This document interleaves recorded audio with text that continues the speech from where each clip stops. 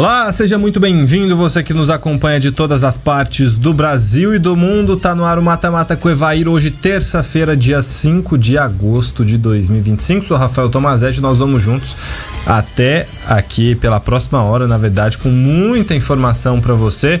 Repercussão da vitória do Santos, dos assuntos que a gente tem para tratar aqui do futebol brasileiro, mercado da bola, tem goleiro que vai, tem lateral que chega, tem atacante que pode chegar nos times aqui do nosso país, que disputam inclusive o título, né? Tem essa movimentação de mercado.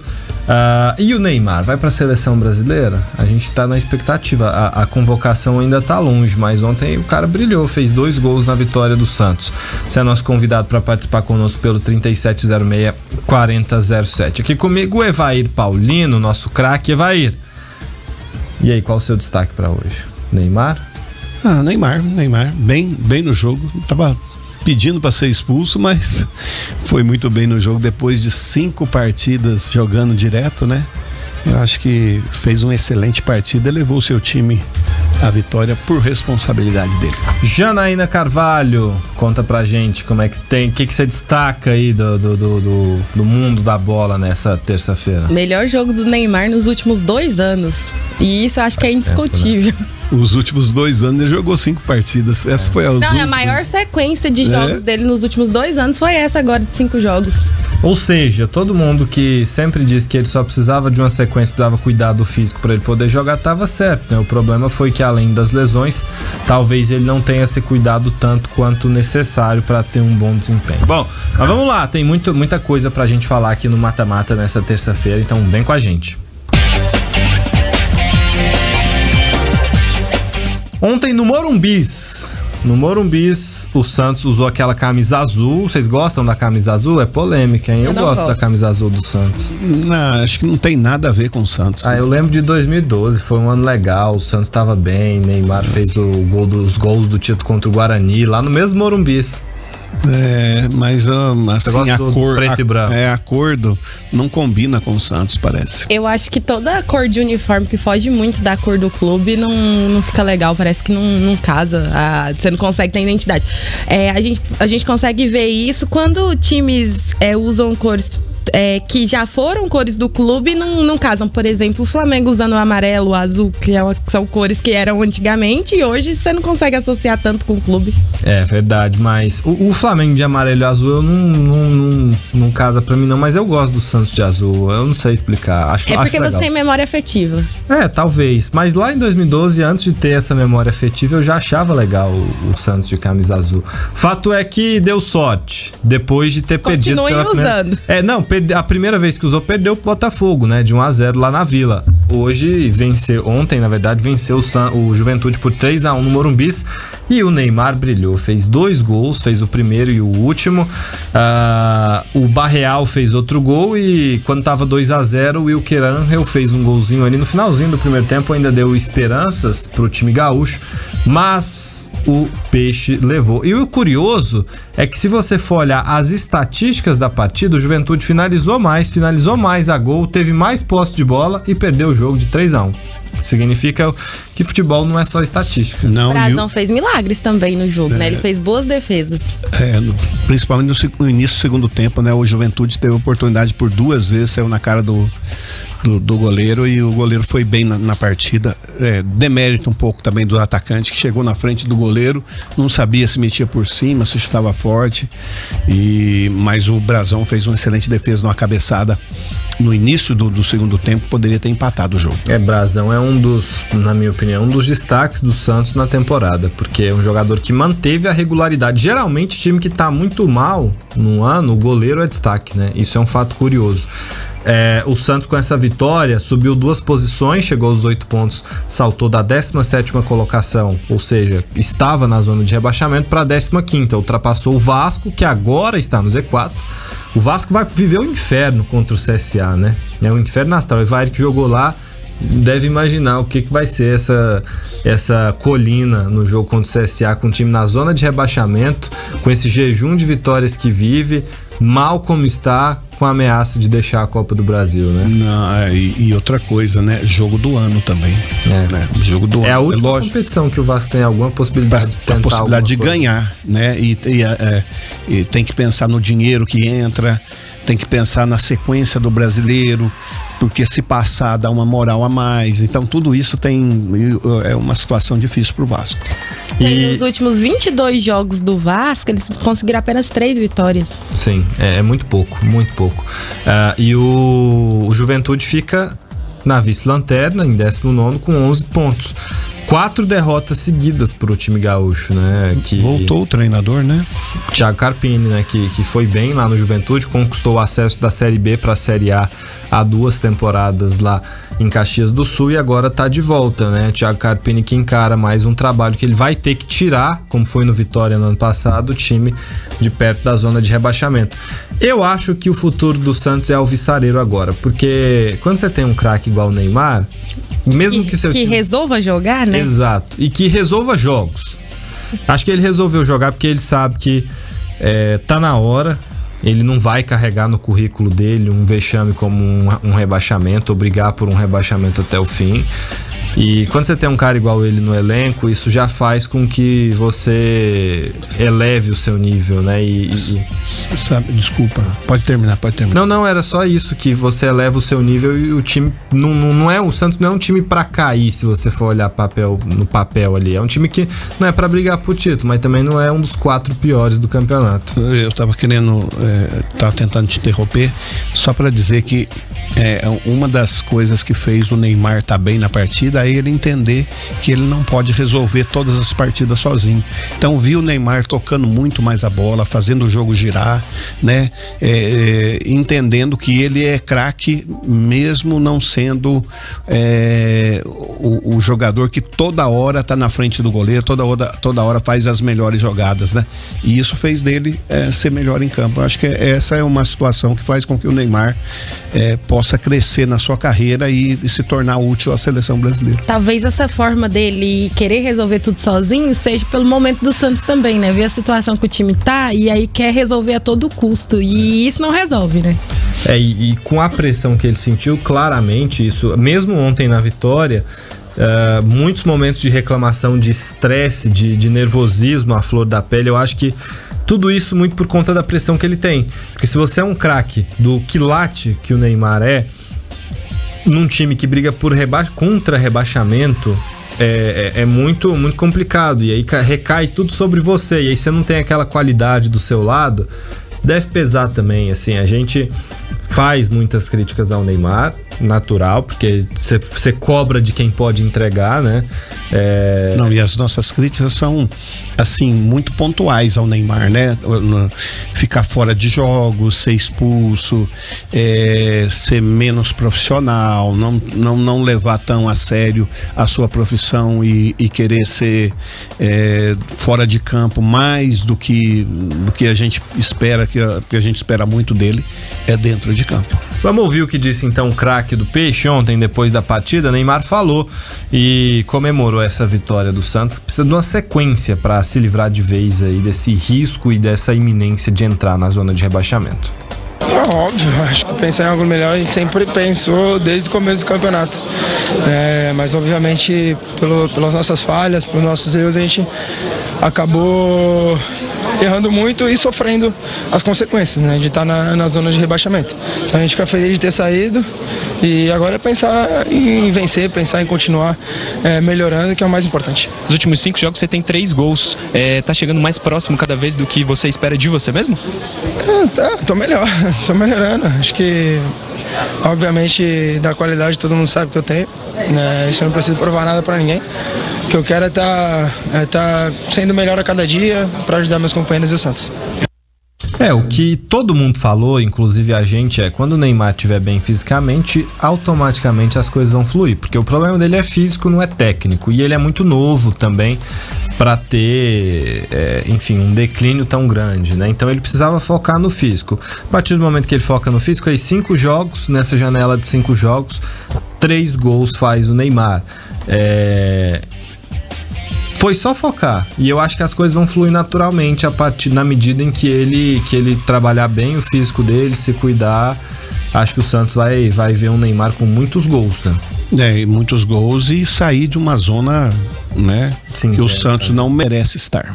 E fora que dá esperança para a seleção brasileira também, né? Porque se o Neymar tá em alto desempenho, isso é positivo pra gente ter uma luz no fim do túnel aí pra Copa do Mundo ano que vem, né? E essa é a pauta que eu quero trazer no próximo bloco, né? Isso não vai dar tempo da gente abordar Neymar e seleção brasileira, mas estamos há um mês do próximo jogo da seleção brasileira, menos de um mês, né? 4 de setembro, há 30 dias hoje do próximo jogo da seleção brasileira, a convocação evidentemente um pouco antes, então daqui 2 semanas e meia tem convocação. E aí, será que o Ancelotti já tá de olho no Neymar? A gente vai falar daqui a pouquinho, depois do intervalo. Eu sei que o Evair já tá empolgado.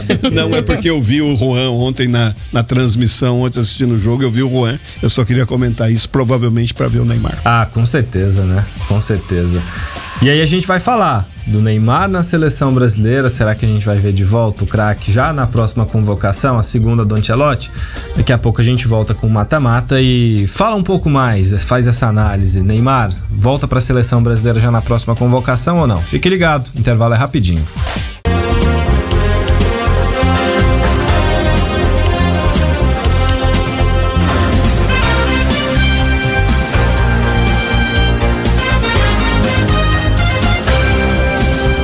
Estamos de volta com o Mata-Mata com o Evair e ficou uma questão no ar. Neymar estará na lista de Carlo Ancelotti, convocação para os últimos jogos das eliminatórias sul-americanas contra Chile, no Maracanã, e contra a Bolívia em El Alto? Eu acredito que sim, pela declaração do Ancelotti lá na outra convocação, que ele disse assim que precisava de jogadores que estivessem com a condição física 100% e dá a entender que agora o Neymar recuperou a condição física, né? Eu também acho que sim. Eu acho que ele estando bem fisicamente, o Ancelotti, nós não temos jogador da qualidade do Neymar no meio de campo do Brasil, né? Que tem essa capacidade de criatividade do Neymar. Eu vou afirmar, o Neymar vai ser convocado. Tô prevendo o futuro aqui. Mas essa previsão sua tá muito fácil. Tá, só pra ele não ser convocado, é só se ele machucar de novo. Não, é porque vocês foram mais cautelosos, vocês foram no acho ainda, né? Eu acho praticamente impossível o Ancelotti. Com toda aquela gente ontem vendo o jogo do Santos, da seleção brasileira, tava o preparador físico, tava o Juan, então provavelmente estão ali pra ver. Não vai lá pra ver um jogador qualquer, né? Vai lá pra ver como é que tava o Neymar, né? E a pressão para convocar um cara como o Neymar é muito grande, né? Vai também. Porque por mais experiente que o Ancelotti seja, o cara, pra seleção brasileira hoje, ele representa muita coisa. Representa um talento que a gente não tem e que tem muito na história. Então ele é, digamos assim, a espécie de tábua da salvação do talento brasileiro. E pesa muito isso também aqui pra gente, torcedor, pra gente que acompanha o futebol aqui no Brasil. Eu acho que pesa, é difícil quando o Neymar tá minimamente bem, que evidentemente que ele tá longe da melhor forma da carreira, mas é o que vocês sempre dizem aqui. Se o Neymar estiver minimamente bem, ele vai tá na Copa. Então, acho difícil. A grande questão é que mesmo ele não estando no auge da melhor parte física e do melhor futebol dele, se ele querer jogar como ele fez ontem, ele ainda é acima da boa parte, acho que se não todos os jogadores da posição dele. Eu acho que ele, como profissional, acho que ele tem 2 metas, que é o Santos ali sair dessa situação, né? E chegar à seleção brasileira, porque não vejo mais nenhuma grandes ambições do Neymar na própria carreira, né? Não acredito que ele esteja assim o cara que tenha a vontade de voltar pro exterior e passar lá e jogar num time que lhe cobre tanto, né? Acredito eu que seja o grande objetivo da vida dele, seja a seleção brasileira. E você falou sobre o pessoal da comissão técnica ter acompanhado o jogo do Santos, acompanhou também o jogo de ida da Copa do Brasil, Flamengo e Atlético Mineiro, para acompanhar o zagueiro que eu falo o nome errado? Qual zagueiro? Laicon, não é? O Lianco. Lianco, isso. É que eu sempre falo o nome dele errado. E o Samulino. Foram os 2 jogadores que foram observados pela comissão Mas técnica. o Bianco era um jogador já do Atlético Mineiro que o preparador físico, o Cristiano da seleção brasileira, já conhece muito bem, né? Então era só para dar uma olhadinha mesmo, porque conhecer eu acho que já tá bem conhecido. A convocação é na reta final do mês de agosto, e aí aqui vamos só mensurar aqui da lista original do Ancelotti, a primeira. Quem vocês tirariam? Vou citar só os atacantes aqui. O Evair até tá escalando o Neymar no meio, mas vou citar os atacantes. Foram chamados Richarlison, Vinícius Júnior, Rafinha, Antony, Estevão, Matheus Cunha e Gabriel Martinelli. Quem sai pra entrar o Neymar? Pode repetir? Richarlison, Vinícius Júnior, Rafinha, Antony, Estevão, Matheus Cunha e Gabriel Martinelli. Antony.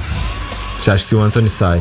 Eu acho que ele ficaria ali entre Antony e Richarlison. Acho que o Matheus Cunha ele vai querer observar. Eu acredito que ele trocaria um centroavante por outro, né? No caso, se ele tirar o Richarlison da lista, provavelmente vai o outro centroavante. Ou Pedro. Ou o próprio Caio Jorge. Ou o João Pedro, né? Que não foi na primeira lista. É outra opção. Mas vão se acumulando algumas opções, né? A gente tinha dificuldade de formar uma seleção, mas o Ancelotti começa a ter algumas opções aí.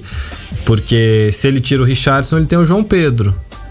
Qual o outro que você falou? O Caio Jorge. O Caio Jorge. Ele tem o João Pedro e o Caio Jorge, se ele tira o Richarlison. Se ele tira o Antony, ele tem o Neymar hoje. Não, mas o Caio Jorge se faz necessário, né? Eu acho que ele merece oportunidade também. Até porque a seleção, como o Evair já falou, é momento, né? E o momento do Caio Jorge tá impecável, né? Não tem como não ser convocado. Eu acho que... E depois o Ancelotti, ele foi buscar Richarlison, que a gente já até tinha esquecido, né? Pra nós aqui, a gente já entendia que era um jogador já passado para a seleção. Mas também a convocação do Ancelotti nessa primeira dele, não dá pra dizer que foi 100% dele, né? Eu acho que teve muitos palpites ali por fora, porque ele não tinha uma base certa. Claro que alguns jogadores ele conhecia, já tinha trabalhado com eles, mas no modo geral não foi ele que fez essa convocação. 100% eu acho que não é possível. Ele não conhecia todos esses jogadores que ele chamou. A gente consegue ver o dedo dele em alguns. Casemiro, por exemplo. Casemiro é muito claro, o retorno dele tem a ver com o Ancelotti. O Danilo, que foi alguém que ele focou, o Alexandro, são jogadores que ele conhecia. E o outro Alexandro tudo junto, do Lille. Que o zagueiro, no caso, né? Que foi uma boa surpresa, né? Sim, que eu acho que foi também scout dele lá na Europa, porque ele não estava no radar das últimas comissões técnicas da seleção brasileira. Mas pelo menos no ataque a coisa começa a clarear, né, Evair? A gente começa a ver caminhos mais evidentes. Agora no meio campo e na defesa ainda tá meio complicado pra seleção. E essa sempre foi as dificuldades que nós temos, né? Nós temos até bons ataques, a seleção brasileira monta sempre bons ataques, mas o setor defensivo do Brasil sempre deixa a desejar, né? Nos últimos anos nós saímos de Copa do Mundo justamente por deficiência tática, por um erro técnico de um defensor. Então são situações que a gente há algum tempo vem sofrendo e que nos causa aí um terror muito grande, principalmente quando começa os mundiais. E é como a gente falou, né? Ele tinha que arrumar primeiro a defesa para depois pensar no restante, porque o jogo contra a Argentina foi um vexame puro. E aí o que é preocupante? Quem era uma aposta da lateral direita do Brasil pro futuro? Wesley, certo? Vendido agora do Flamengo para Roma. Ele que começou na Roma lá e os jornais italianos enxovalham, as críticas ali chovem pro Wesley, dizendo que olha, se esse não é possível que esse seja o jogador de 30 milhões de euros que a Roma contratou. É uma posição hoje em dia que chama muita atenção, né? Principalmente o italiano, já passou por lá Cafu, já passou por lá Roberto Carlos, que não são laterais hoje em dia. Eles esperam assim, um que chegue e que ataque e que defenda, e que não é bem assim. Precisa ter um pouquinho de calma, principalmente para a pessoa se adaptar. Fora o prazo de adaptação, né? Acabou de chegar, foi o primeiro jogo dele como titular e a imprensa caiu matando. E esse negócio se o jogador não souber lidar, esse negócio do preço pega muito, né? Porque pensa, vai, se você valesse aí 500 milhões de reais hoje, nossa, não, você jogasse, você chegaria até mais do que esse valor, né? Sua posição de atacante aí, você poderia no seu ser vendido perto de R$1 bilhão, na casa de R$1 bilhão. Imagina você lidar com essa pressão aí, chegando num clube europeu. E outra coisa, a Roma é um time que se considera grande dentro da Itália e um time que tem uma cobrança mesmo nível de time grande do Brasil. Num país pequeno, aonde a cobrança se torna ainda maior. Então, a pressão vem mesmo e pagaram tão caro e querem algo de bom, né? E aí a gente vai ter que ver o que vai resolver da carreira o Beraldo, que parece que pode ser que ele não continue no Paris Saint-Germain, né? Ainda não saiu, mas não tem muitos minutos, não é titular. Você tem a zaga do Flamengo, né? Que vem sendo muito utilizada, já tem o entrosamento, mas eu não sei se o Evair não gosta. Eu não sei se a zaga do Flamengo é uma zaga para ser titular da seleção brasileira. Mas aí também tem agora o Alexandre. O do Real Madrid? O Militão. Que eu acho que vai ser usado como lateral. Será? Eu acho. Mas aí tá voltando de lesão, aí tem também essa opção, tem o tempo, né? Tem o tempo pra ver como é que ele volta também, né? Eu não acho que a convocação do Militão é automática igual a do Neymar, não. Eu acho que esse aí o Ancelotti espera mais. Mas acho que se ele voltar minimamente bem, ele também vai ser opção na direita, porque vai trazer quem? Não tem. Nós não temos. E outra coisa, quando você escala dessa maneira um zagueiro na lateral direita, quer dizer que você vai liberar o lado esquerdo, né? E o lado esquerdo do Brasil não tem nenhum grande lateral esquerdo, tipo Roberto Carlos, tipo o próprio Felipe. Marcelo, não temos mais essa capacidade. Então, é preciso ter uma coerência maior e saber que escalar dessa maneira te traz algumas deficiências táticas dentro do campo e é preciso hoje em dia surpreender. O Brasil não pode surpreender de uma maneira pejorativa como escalar um zagueiro de lateral direito. A gente fala Marcelo aqui, vai, a Janaína até arrepia ali, ó. Rival o tempo todo, né? Não é só por isso, não. Ah, é? Também não gosta? Não, é porque o marido dela se chama entendi. Inclusive ela casou e não chamou a gente, você acredita? Rapaz, é mesmo? Teve festa, tudo mais? Não sei, ela avisou. Só soube hoje que ela chegou e falou que... Tô casada. Surpresa! Simples assim. A gente se vê praticamente todo dia, né? De segunda a sexta e ela não conta pra gente. É assim mesmo. Mas enfim, brincadeiras à parte, a gente fica ansiando pela próxima convocação do Ancelotti, porque ela certamente virá com novidades, porque vai ser aquela que ele realmente pôde observar, sentir o que é o futebol brasileiro aqui, o que a torcida espera, quais são os jogadores que estão em alta ou não, e eu prevejo muitas novidades, eu imagino muitas novidades. Acho que Caio Jorge tem que estar na lista, a não ser que ele sofra uma lesão, né? Mas Neymar acho que volta, enfim, vai ter muita novidade. E não tem como o rendimento do Caio Jorge cair absurdamente assim, a ponto dele não ser convocado. Vamos pro intervalo, daqui a pouco a gente volta com mais informação pra você.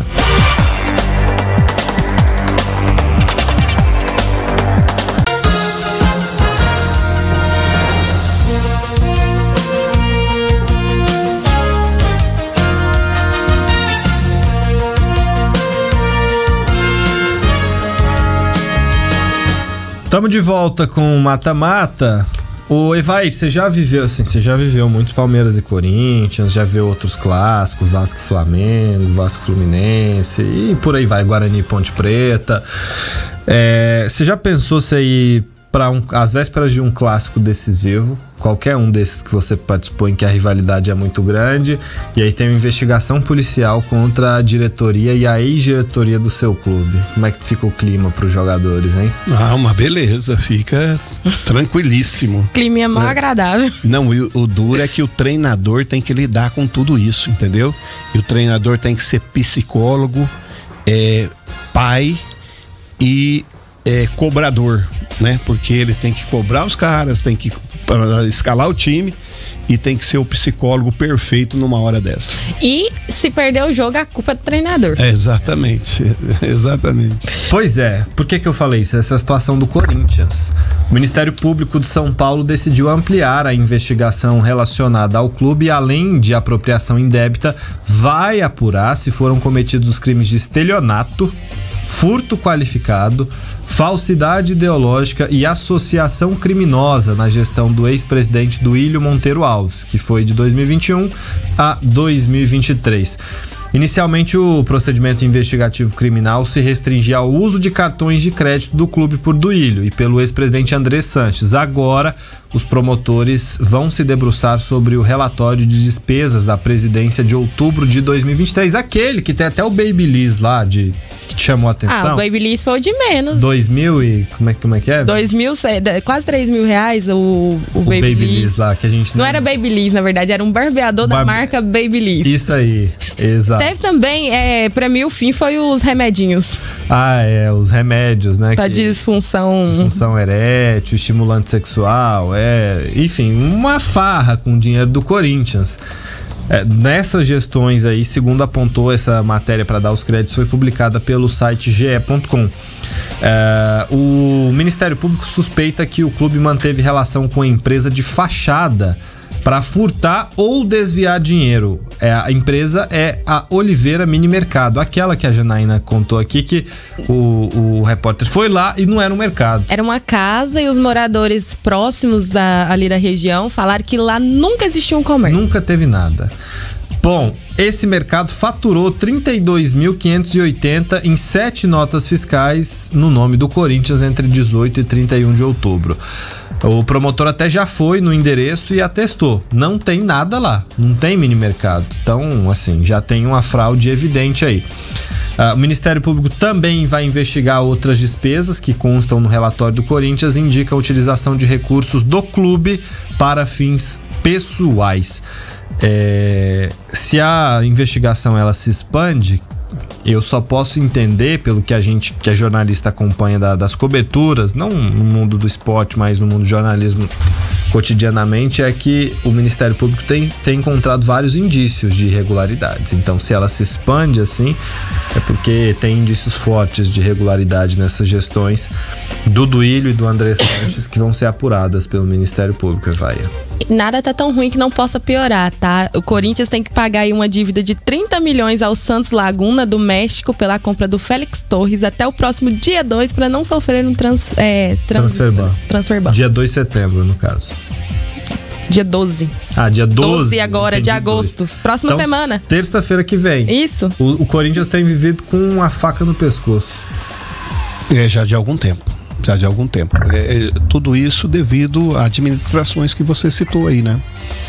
Eu digo assim que é uma pena porque ninguém merece, a paixão não merece uma situação como essa, né? São pessoas que só pensa no seu individual, que quer só o seu bem, não tá ali para administrar algo tão importante, né, na vida do torcedor do Corinthians. Então tá passando por aí porque realmente merece, porque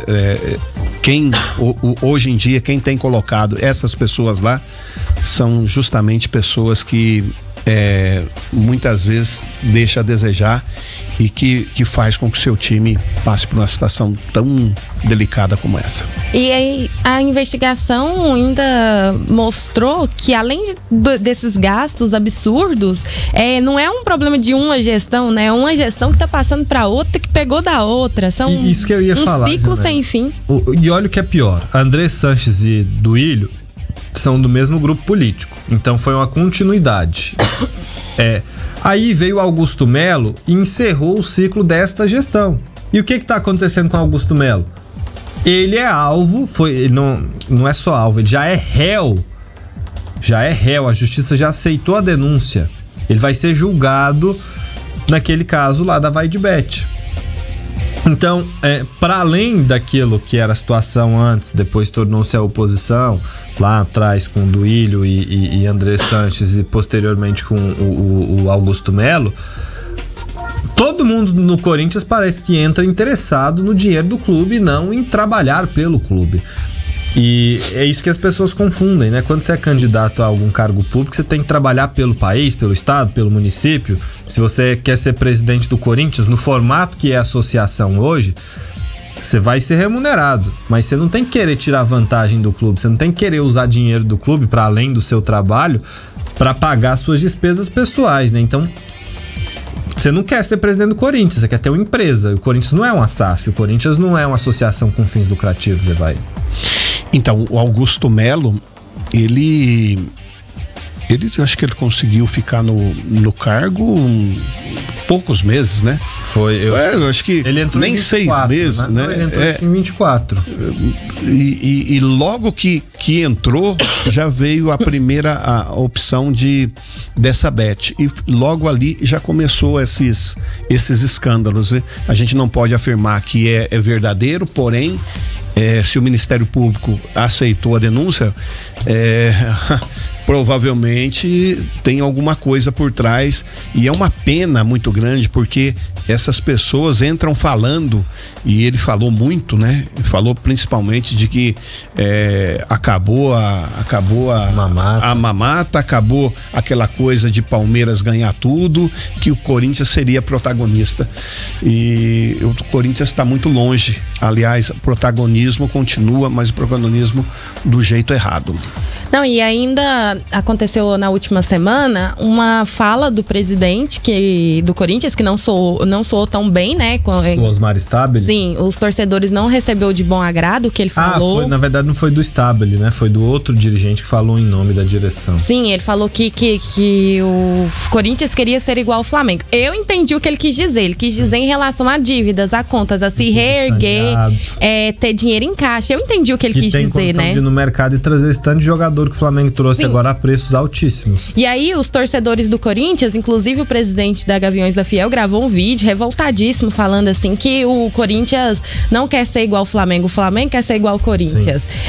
Não é o caso, né? Hoje. Enfim, mas... E olha que eles são parceiros, hein? Sim. A torcida do Corinthians é parceira da torcida do Flamengo. Estranha muito isso. Não, e aí você vê os torcedores revoltados com uma fala que, bom, maior parte que eu acredito que a maior parte dos brasileiros entendeu o que ele quis dizer. Ele pode ter usado ali a forma errada devido às comparações, que eu acredito que nenhum clube gosta de ser comparado com outro, mas em vez dos torcedores ficarem preocupados com a atual situação que tá lá dentro do Corinthians, a forma que as pessoas que dirigem o Corinthians estão afundando o clube, vai ficar preocupado com a fala de um dirigente querendo comparar e querendo ser da mesma forma de um clube que conseguiu sanar as dívidas e hoje tem um caixa tão bom a ponto de trazer jogadores da Europa para jogar no Brasil. Jogadores que não estão se aposentando, jogadores que estão na idade... Em alto nível. Exato. O Samu Lina é a prova viva, né? Exato. Não, e pagando direitinho e ganhando títulos. Sim. E aí o torcedor tá preocupado com a fala de um dirigente, em vez de estar preocupado com o que estão fazendo com o Corinthians. E que não é cobrado pelo Cuiabá semana sim, semana não, né? Sim. E na verdade tá cobrando, né? Porque até o Inter anunciou um jogador. Sim. E o Flamengo usou as redes sociais para emitir uma nota cobrando o Internacional. Isso é muito curioso, né? Quando você tá chafurdado na lama, o pessoal tá preocupado com fala de dirigente. Um detalhe, porque ele disse, olha, o Flamengo hoje ele não ia falar que o Palmeiras é um exemplo de gestão, aí ele ia ser trucidado, né? Aí ele teve que falar, o Flamengo hoje é um exemplo de gestão, a gente quer ser como o Flamengo. Pô, qualquer torcida hoje quer ter a gestão que o Flamengo tem. A do Botafogo eu te falo que quer ter a que o Flamengo tem, porque ele não ia ver os jogadores saindo do clube, assim como o Gol John agora já vai, né? Fechou com o West Ham. O Fabrício Romano já deu a notícia. Quando o Fabrício Romano solta o Here We Go lá, já era, né? Tá fechado mesmo. Então o John, por exemplo, vai sair do Botafogo. E o Botafogo todo dia tem um jogador saindo. Então, mesmo o Botafogo foi tão bem sucedido... E não conseguem trazer reposição à altura dos que estão saindo. Exato.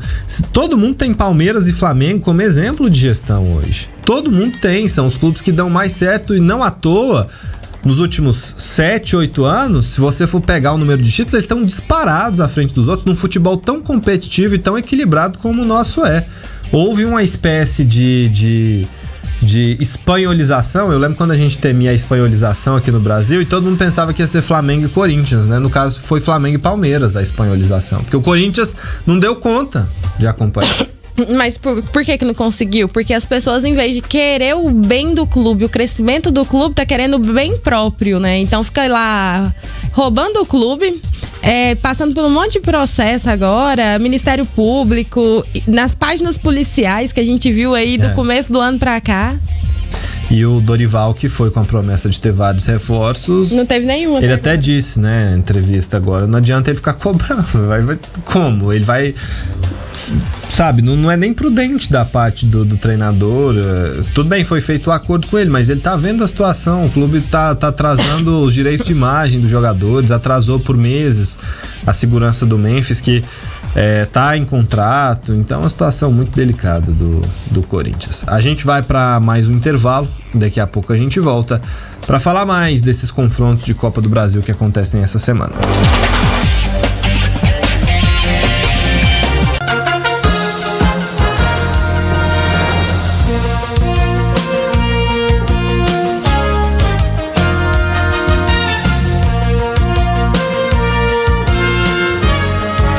Mata-Mata tá de volta, agora eu quero mandar um abraço especial lá para Cornélio Procópio, norte do Paraná. Conheci esta bela cidade lá nos idos de 2012, quando eu passei ali, fui para a região norte e oeste do Paraná. E aí, boa? Boa. Comida boa? Comida boa. Só o pedágio que era caro, né? Já naquela época o pedágio era caro, então você imagina agora. Meu Deus do céu. Mas muito bonito, passei pela Rota do Café ali, é belíssima. A gente estreou ontem, na RCFM 98.1 em Cornélio Procópio, que pega toda aquela região do norte do Paraná, uma das rádios de maior audiência. A gente agradece a eles pela confiança no nosso projeto aqui. E ficamos muito felizes com a recepção do público, né? A gente recebeu várias mensagens aí. É verdade. Augusto, tem uma mensagem aqui que me chamou a atenção. Foi do Arthur Chequim Peixoto. Ele pediu o hino de todo mundo. Não vai dar tempo de tocar o hino nem do Mirassol, Fluminense, Cruzeiro, Atlético Mineiro, São Paulo, Seleção Brasileira. Não, aí não deu tempo de tocar todos esses hinos. Forte abraço. O Rod Silva mandou um bom dia pra você, centroavante do Palestra. Esse é palmeirense. Quando fala dessa maneira, pode ter certeza que é palmeirense. O Márcio José aqui também, ele é o Marcinho lá do Espetinho, também participou com a gente. De Cornélio Procópio também, né? E a Cleonice Carvalho. Será que o espetinho dele é bom? Rapaz, ele podia mandar um pra gente. Ele podia, nós vamos lá visitar você qualquer dia. E você que tá aí nos acompanhando, pode mandar sua mensagem direto pra gente, né? Através do telefone 62 3706 4007. 62 3706 4007. E em todas as cidades que a gente tá presente, né? A gente tá em boa parte do país. Ficamos muito felizes com a recepção aqui. A gente agradece a cada um dos ouvintes que estão conosco de qualquer parte do Brasil, mesmo aqueles que ficam revoltados com a nossa análise aqui, as notícias. Hoje, com certeza, os nossos amigos lá do Corinthians vão falar da gente. Mas faz parte. Um dia você gosta, um dia você é herói, no outro você é o vilão, né? De qualquer maneira, um forte abraço a todos. Dizer aos palmeirenses que nos acompanham que para mim foi uma honra vestir a camisa do Palmeiras, um orgulho muito grande para mim. Forte abraço a todos. Bom, a gente tem Copa do Brasil, competição que na época do Evair não era tão importante quanto o Paulista, por exemplo. Né? O Paulista não era mais importante que a Copa do Brasil. Realmente, verdade. Mas hoje é uma competição relevantíssima e que paga muito, tem muita grana envolvida. A gente tem a decisão das oitavas de final, começa amanhã, né? 7 da noite tem Bragantino e Botafogo. O Botafogo venceu 2-0, né, no Newton Santos. Eu não sei se pro Botafogo pode ser o jogo do ano também, não. Tô quase achando que vai ser o jogo do ano pro Botafogo. Mas tem Libertadores pro Botafogo ainda, né? Com esse time aí, não sei não. O Flamengo vai tentar uma coisa inédita na história dele, de eliminar um time depois de ter perdido no mata-mata em casa O Flamengo nunca virou um mata-mata depois de ter perdido o primeiro jogo em casa. Foram 6 jogos e as 6 vezes não conseguiu se classificar. Em 2000 perdeu as quartas pro Santos, jogando no Maracanã por 4-0. O jogo de volta ficou 4-2 na Vila Belmiro pro Santos. O Flamengo perdeu pro Ceará em 2005 as oitavas por 2-1. E depois o jogo de volta ficou 2-2. Em 2015 o Flamengo perdeu por 1-0 pro Vasco e o jogo de volta ficou 1-1. E em 2020 o Flamengo perdeu por 2-1 as quartas de final pro São Paulo e o jogo de volta ficou 3-0 para o São Paulo. E em 2023 perdeu a final pro Flamengo ou pro São Paulo. O jogo de ida o Flamengo perdeu por 1-0 e o jogo de volta ficou em 1-1. Você esqueceu de 99, viu? O Flamengo bateu o Palmeiras lá no Maracanã e veio decidir também no Allianz Parque. Não era Allianz Parque. Não, mas quando que nunca conseguiu reverter. Tipo, perdeu em casa e o jogo de volta virar. Nunca conseguiu. Nunca virou. Entendi, depois de perder o primeiro jogo em casa, nunca virou. Eu pensei que você tinha esquecido do Palmeiras. Não esqueci. Flamengo nunca Você não me dá tempo. Nunca virou um mata-mata depois de perder em casa o primeiro jogo. E vai tentar isso contra o Atlético Mineiro amanhã. Bahia, tem Retrô e Bahia 7h30, Atlético Paranaense e São Paulo 7h30, e aí 9h30 tem Fluminense e Inter e o grande jogo Palmeiras e Corinthians. Na quinta-feira tem Vasco e CSA e CRB e Cruzeiro. A gente vai falar agora da nossa grande apoiadora aqui, e depois eu vou deixar uma pergunta no ar para vocês. Algum treinador cai se for eliminado? Vocês vão pensando aí, porque agora eu quero falar da BYD, que desde que chegou aqui já se sente brasileira. Chegou chegando e ganhando também seu espaço no coração dos brasileiros e agora vai se sentir ainda mais em casa. Uma fábrica novinha em folha em Camaçari, na Bahia, com toda a tecnologia de ponta, inovação e sustentabilidade que a gente já conhece. Tudo feito pelas mãos de brasileiros para brasileiros. A BYD vem sendo referência e construindo nos últimos anos sua história com veículos elétricos e super híbridos que unem o melhor do nosso jeito de ser. Daqui para frente, os carros da BYD carregam um pouco mais de Brasil em cada detalhe, acelerando junto com você rumo à vitória de um futuro mais sustentável. Anota aí, a BYD é do Brasil. E a Copa também é do Brasil. E aí, gente, tem algum treinador que vai cair se o time for eliminado na Copa do Brasil? Fernando Diniz. E aí, vai. Ixi, eu vou falar pra você. É jogo do ano pro Corinthians, é jogo do ano pro Vasco. Vai ficar uma situação difícil, mas eu acho que pro Inter também. Se for levar em consideração aquilo que o Inter feito no Campeonato Brasileiro. O Inter ainda tem a Libertadores, mas é muito difícil ganhar, né, Libertadores. Mas eu vou ficar em cima do muro dessa vez. Eu acho que não cai nenhum, não. Eu acho que se passar ou não passar, nem Dorival Júnior, nem Diniz, eu acho que não cai. Eu acho que o Diniz cai. O desempenho do Diniz está muito abaixo do que eles imaginaram ali, né, dentro do Vasco. Eu acho que o Diniz não cai se o Vasco for eliminado, porque não é possível, o Pedrinho gosta muito dele, ele vai dar mais um tempo pro Diniz, ele sabe que a culpa não é só do treinador, todo mundo tem uma parcela de culpa e eu acho que a menor delas aí é do Diniz. Ele não tem culpa do Lloyd derrubar todo o zagueiro quando ele vai tentar driblar, tem? Ele não tem culpa da má fase do Verratti, a gente nem pode criticar o Verratti porque quando o Vasco tava mal era só ele que fazia gol. Ele não tem culpa dos erros do Lucas Piton. Ele não tem culpa das falhas do goleiro no último jogo. Tá bom, mas aí olha os jogos do Diniz. Foram 6 derrotas, 5 empates e só 3 vitórias. Não, eu entendo sua análise. Normalmente no futebol brasileiro o treinador paga o pato, mas eu não acredito que o Pedrinho vai demitir o Diniz. Eu também não acredito que vai demitir o Diniz, mas é culpa do Diniz quando ele tenta toda hora obrigar os seus zagueiros a sair jogando. Né? Sabendo que a qualidade dos jogadores não é tão alta a ponto de conseguir fazer isso com tanta frequência. Não, né? e outra coisa, e é uma insistência tão grande o tempo todo que não é toda hora que se consegue sair jogando. Então, às vezes dá um chutão lá na frente, o Verratti proteger a bola, faz parte do futebol. Só que aí sim, eu acho que ele é um dos grandes erros do Diniz. Eu falo o seguinte pra vocês. Eu acho que o Odair Hellmann no Atlético Paranaense pode cair se perder pro São Paulo, a depender do tipo de derrota, né? Não vai ser demitido porque pode ser eliminado pelo São Paulo, não acredito nisso. Ele teve uma reunião com o Petralha lá essa semana em Curitiba e ele falou, olha, eu não vou pedir demissão, mas entendo se vocês me demitirem, porque o campeonato do Atlético não é a Copa do Brasil, né? É a Série B. E que tá super mal, e tá inclusive. muito mal. O problema é esse, vai muito mal na Série B, tá em 11º lugar, tá distante do G4. Então, e não consegue embalar. Então, a depender do tipo, o Odair é um candidato. Considero o Diniz um candidato, mas não acredito que vai ser demitido, sinceramente. Você falou do Atlético Paranaense aí, nos últimos 5 jogos dele na Série B foram 3 empates e 2 derrotas. Eu vou colocar um outro candidato aí à demissão. Quem? Roger Machado. Ah, mas aí já tá pendurado, já tem uns dias, né? Então, mas ele voltou muito bem da parada. Aí foi o problema, ele voltou muito bem, empatou com o Vasco, perdeu pro Fluminense, perdeu pro São Paulo. Mas foram 2 derrotas. E você pode considerar o jogo contra o Vasco um tropeço. Eu acho que o que ainda segura bastante ele lá foi ter conseguido ganhar o estadual.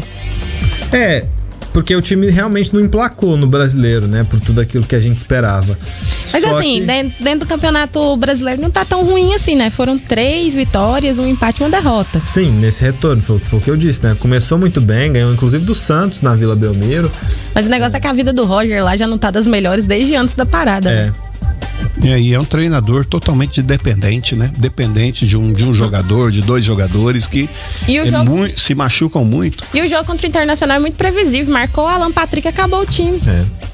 E eu acho que ele é um candidato a cair. Talvez seja o candidato com mais potencial de demissão se o time for eliminado. Eu acho que em primeiro lugar ele, depois o Fernando Diniz, depois o Odair Hellmann. O Retrô, nem sei como é que tá o treinador, né? O Retrô tá muito mal na Série C do brasileiro, mas considerando aqui equipes de Série A e B, o Red Bull Bragantino vem mal depois da parada, ganhou só do Corinthians naquela retomada. Só que não é por característica do Bragantino demitir seus treinadores, a não ser que chegue num ponto realmente insustentável. Então, não acredito numa demissão do Fernando Seabra, não. Mas eu acho que a gente pode colocar, assim, eu coloco o Roger Machado com maior risco de demissão. Em segundo lugar, o Fernando Diniz. Acho que o Dorival, muito difícil se tomar uma virada ele cair, até porque quem vai topar essa loucura no Corinthians lá, né? Tem muita gente que a gente sabe que topa, mas um treinador bom de verdade, que vai abraçar um projeto assim, é difícil, muito difícil. Eu acho que tá entre o Roger e o Diniz também, mas eu ainda acho que o Diniz ainda tem mais potencial pra cair. Mas eu te falo, praticamente todos os treinadores desses times grandes aqui, Atlético Mineiro, Flamengo, Palmeiras ou Corinthians, Vasco, Fluminense, Inter, quem perder vai contratar uma crise, não quer dizer que vai cair, mas esses clubes que forem eliminados vão contratar uma crise. Bom, gente, chegou na hora de nos despedirmos aqui. Janaína Carvalho, você não convidou a gente, mas até a próxima pra você. Tchau, até. Evair, tchau pra você, até amanhã. Tchau, até amanhã, tudo de bom. Gente, obrigado pela companhia, pelo carinho da audiência. Amanhã a gente tá de volta com Mata Mata. Tchau.